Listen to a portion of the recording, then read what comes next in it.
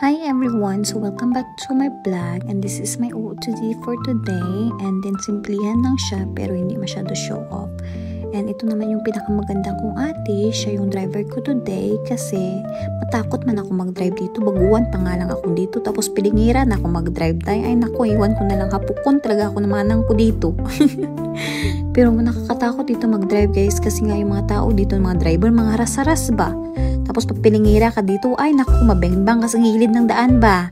Tapos ayan, nagutom kami, pumunta kami dito sa restaurant na to and then of course nakalimutan ko anong pangalan niya, so bahala na, basta masarap yung pagkain nila dito, yung sabaw nila ay masyadong tasty. Tapos yung bangos, malaki yung serve nila ng bangos dito. Tapos yung pansit ko hindi pa dumating, so okay lang yan. Ayan nagpicture muna si Karya kasi hindi makapaghintay kumain, sabi ko bilisan mo na, magpicture ka na. And after that, nagrampa-rampa dito, pilingira masyado. So yeah, that's it, bye!